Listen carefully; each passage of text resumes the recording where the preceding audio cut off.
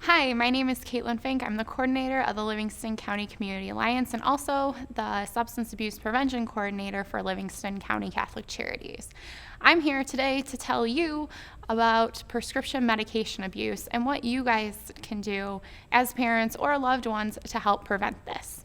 Did you know that 3% of Livingston County middle schoolers use prescription drugs within the past 30 days and 6% of high schoolers did? And on top of that, 20% believe that prescription drug abuse is not risky. So those facts are pretty concerning, especially given, you almost have a quarter amount of teens saying, hey, it's okay, a doctor prescribed it, it must be safe for me.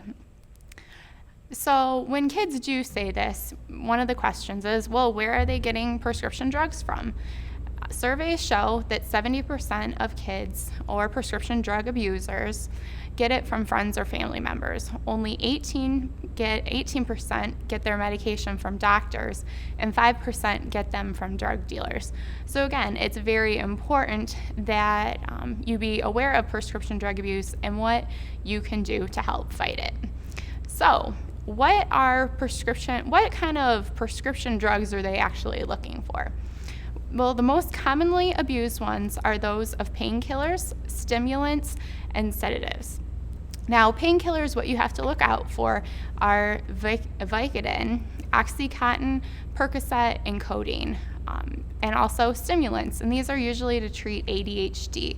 These medications include Ritalin, Concerta, and Adderall. Finally, you're going to want to look at your sedatives. These are typically used to treat anxiety, stress, insomnia. These include Valium, Xanax, Klonopin, Ambien, and Lunesta. So again, if you use any of those or if you see any of those in your medicine cabinet, just keep an eye out on for them. So now, what can I do as a parent or a concerned community member to help prevent prescription drug abuse?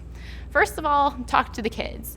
They have a low perception of safety, meaning that if it's prescribed by a doctor, they think it's okay to use. It's legal. These drugs are given to anyone. I'm okay. It's not as bad as using heroin or marijuana.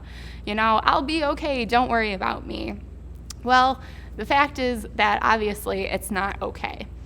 You need to talk with your kids. Half of the kids surveyed are less likely to abuse substances when you have that parental conversation rather than if you don't have that conversation. Second of all, you want to be a role model. So don't save your drugs just in case. If you have surgery and prescribed painkillers, you don't want to save those just in case you get a bad backache. That encourages bad behavior. Also, you don't want to take more medication than needed. Although sometimes we feel that we're over-medicating ourselves, kids will look at the same thing and think, when I take this cough medicine, it's not getting rid of my cough completely, so I'm going to take more of it because that's what mom said to do. Third of all, you want to make sure you establish a connection with your kids. Get involved in their lives. See what they like to do, what they don't like to do. You want to know your kids' friends, their family, seeing, how they act. When you have that strong connection with the kids and the family, that's what's going to help prevent misuse and abuse. So again, the strong connection. Fourth, you're going to want to take a good hard look at your medicine cabinet. You're going to want to take inventory. So count the bottles of pills that you have.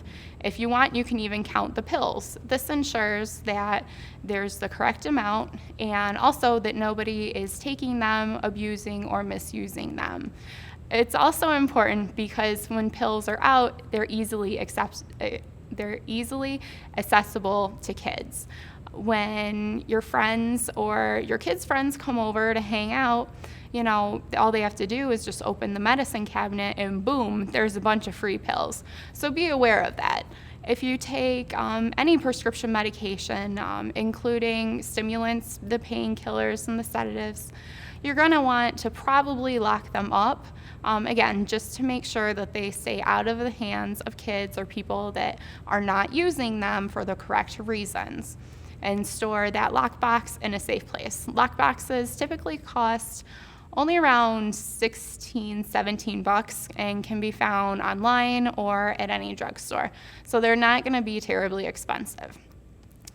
Then if you are not using the medication, you need to dispose of it.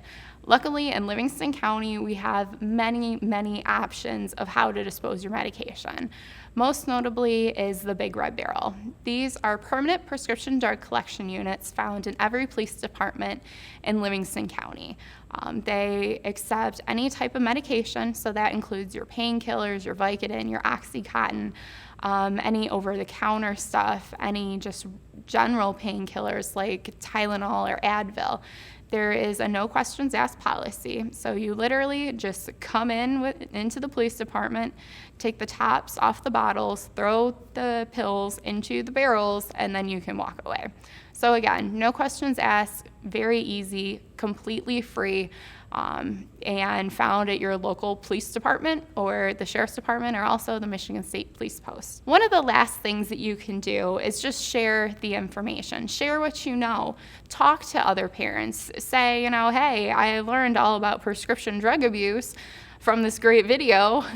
Let me tell you that I think, it would be really beneficial if you locked up your medication. Another thing that's also important is talk to older adults, because the older we get, typically, the more medications we have. And some medications, again, might just be lying around, so it's easily accessible. So talk with grandparents, with moms, with dads about getting rid of their medication, putting it into the barrel. Again, because we want to decrease accessibility. Finally, and one of the most easiest and important things you can do is just to speak up.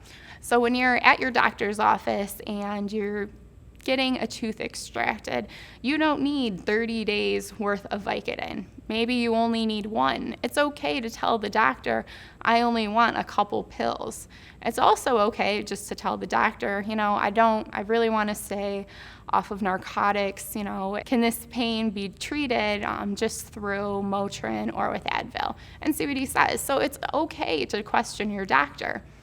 Also, you're going to want to, again, talk with other parents. Making sure, again, that the parents are getting the message that you can count on them when your kid is over at someone else's house, knowing that he'll be safe. Because, again, I can't stress enough, all of this is about accessibility. And so these are easy ways to prevent prescription drug abuse and make sure that your community and family and kids' friends are all safe. So I'd like to thank you for watching these Parents as Partners in Prevention series. Hopefully you have found this helpful to keep your kids or family members or friends in the community drug-free.